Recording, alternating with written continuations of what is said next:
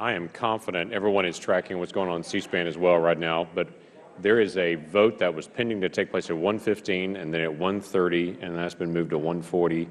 We're kind of watching real quick to see if they're going to go ahead and call the vote. If they call the vote, we'll head on over. If this is not the vote being called, then we will try to do a few opening statements, then pause for a while, then come back. And so that's kind of the back and forth on it. So that's what we're trying to get organized, and we apologize for that delay. But as you know, Jerry and I don't run the floor. So we can operate in this committee room, but as far as what happens on the floor and how it goes. So if this continues to move on as it's looking like, then we'll be heading right in to that vote. If it doesn't, then we'll try to take some quick opening statements and come back. In the opinion of the chair, the ayes have it. Madam Speaker, I ask for a roll call vote. Ask for the yeas and nays. The yeas and nays are requested. Those favoring a vote by the yeas and nays will rise. A sufficient number having risen, the yeas and nays are ordered. Members will record their votes by electronic device. Pursuant to Clause 9 of Rule 20, this 15-minute vote on the motion to table will be followed by a 5-minute vote on passage of the bill if arising without further proceedings in recommittal.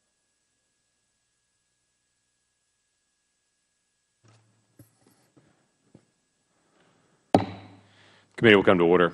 We do apologize for running a little bit behind. As you know well, that we have some votes being called, and we will, very confident, have to be able to take a short recess here in a moment.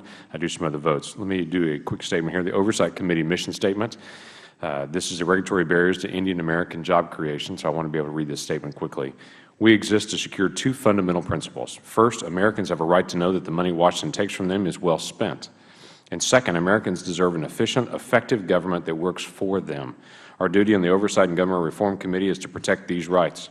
Our solemn responsibility is to hold government accountable to taxpayers because taxpayers have a right to know what they get from their government. We will work tirelessly in partnership with citizen watchdogs to deliver the facts to the American people and bring genuine reform to the Federal bureaucracy. This is the mission of the Oversight and Government Reform Committee. Let me make a quick opening statement and just to be able to set up what we are trying to accomplish today. The relationship between American Indians and the Federal Government is a relationship that is entirely unique in America. For over a century, Federal programs have worked hand in hand with tribal leaders to encourage economic development among Native American populations. A principal part of this hearing is to listen and to learn how and why unemployment remains high in Native American populations and how the Federal Government affects economic development among the tribes. The Bureau of Indian Affairs has promulgated regulations and established programs that oversee lands, criminal justice, education, infrastructure specifically pertaining to tribal groups. Yet, tribal groups continue to struggle to grow their economies, provide jobs for their members, and have access to the fundamental building blocks of a prosperous society. According to the most recent available data, the national unemployment rate for Indians was as high as 15.2%. On some reservations, unemployment rates reach as high as 50%. There is bipartisan agreement on the many failures at BIA. Information was retrieved from both GAO and OIG in addition to tribal interviews on how BIA could better serve American Indians. The Department of the Interior Office of the Inspector General has written numerous reports about widespread systemic failures at the BIA and the Bureau of Indian Education, two of the bureaus within the Department of Interior, responsible for administering programs designed to provide essential services to American Indians.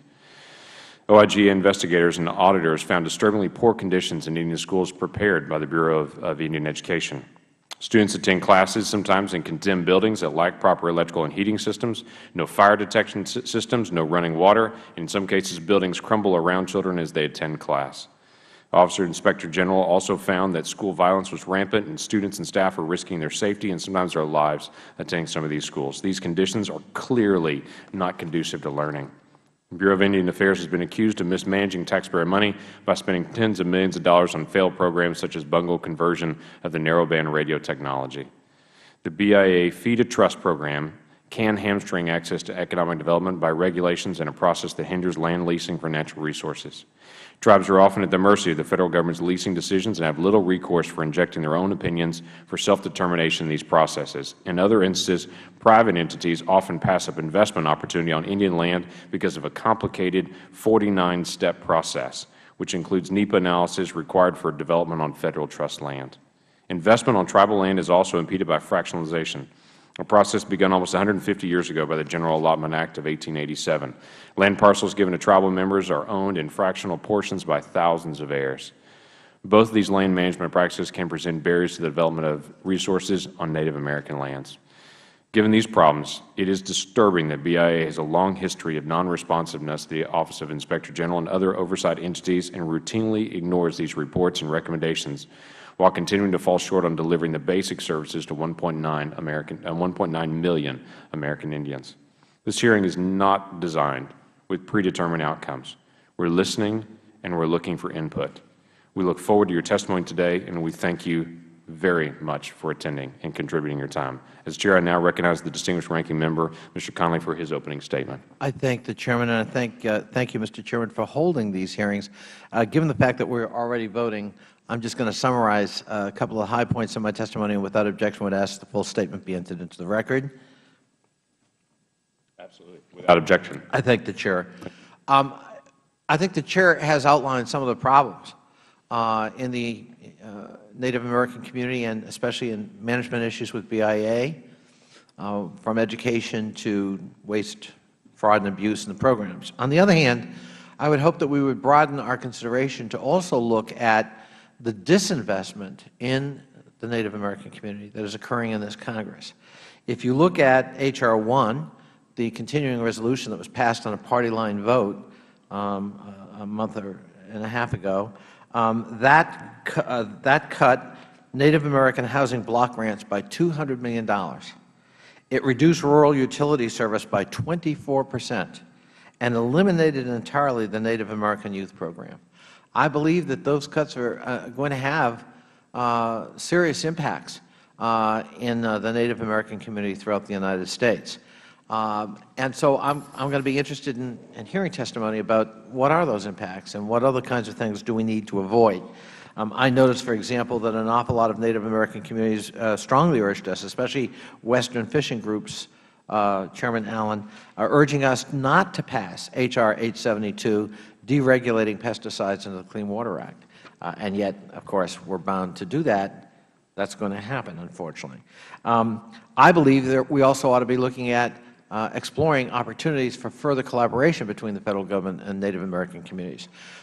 Clearly, the BIA could do more in promoting tourism.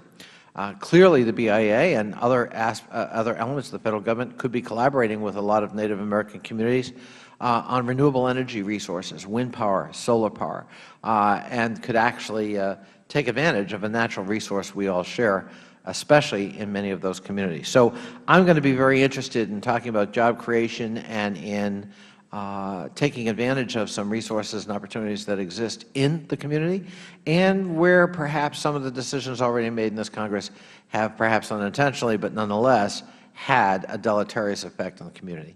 Thank you so much, and thank you, Mr. Chairman. Well, you're very welcome. Members will have 7 days to submit opening statements. Any other materials for the record, and other witnesses may submit items for the record to be able to be included within the next 7 days. We are going to take a short recess, and when we come back, I want to be able to introduce our guests that are here and swear you in, and then begin the process for this. We'll have other members that will join us at that time. We expect about 4 votes. Which that would mean probably around 40 minutes or so.